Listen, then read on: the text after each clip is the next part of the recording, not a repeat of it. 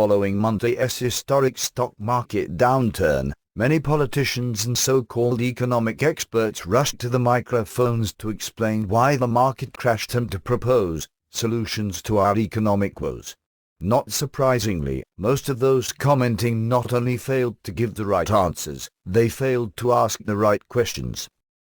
Many blamed the crash on China's recent currency devaluation. It is true that the crash was caused by a flawed monetary policy. However, the fault lies not with China's central bank but with the U.S. Federal Reserve. The Federal Reserve's inflationary policies distort the economy, creating bubbles, which in turn create a booming stock market and the illusion of widespread prosperity. Inevitably, the bubble bursts, the market crashes, and the economy sinks into a recession. An increasing number of politicians have acknowledged the flaws in our monetary system.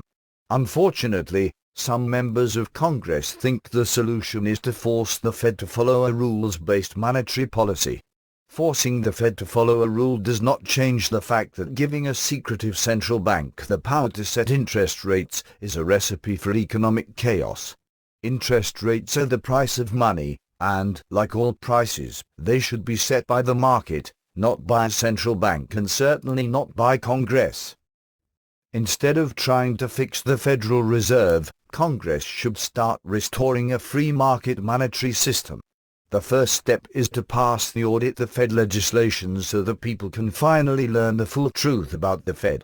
Congress should also pass legislation ensuring individuals can use alternative currencies free of government harassment.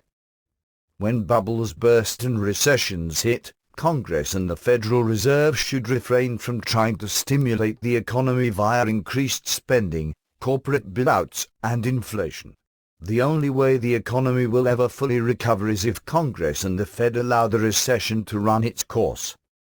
Of course, Congress and the Fed are unlikely to just stand there if the economy further deteriorates. There have already been reports that the Fed will use last week's crash as an excuse to once again delay raising interest rates. Increased spending and money creation may temporarily boost the economy, but eventually they will lead to a collapse in the dollar's value and an economic crisis more severe than the Great Depression. Ironically, considering how popular China bashing has become, China's large purchase of U.S. Treasury notes has helped the U.S. postpone the day of reckoning.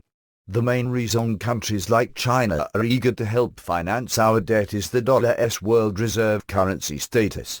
However, there are signs that concerns over the U.S. government's fiscal irresponsibility and resentment of our foreign policy will cause another currency, or currencies, to replace the dollar as the world reserve currency. If this occurs, the U.S. will face a major dollar crisis. Congress will not adopt sensible economic policies until the people demand it. Unfortunately, while an ever-increasing number of Americans are embracing Austrian economics, too many Americans still believe they must sacrifice their liberties in order to obtain economic and personal security. This is why many are embracing a charismatic crony capitalist who is peddling a snake oil composed of protectionism, nationalism, and authoritarianism. Eventually the United States will have to abandon the warfare state, the welfare state, and the fiat money system that fuels Leviathan's growth. Hopefully the change will happen because the ideas of liberty have triumphed, not because a major economic crisis leaves the government with no other choice.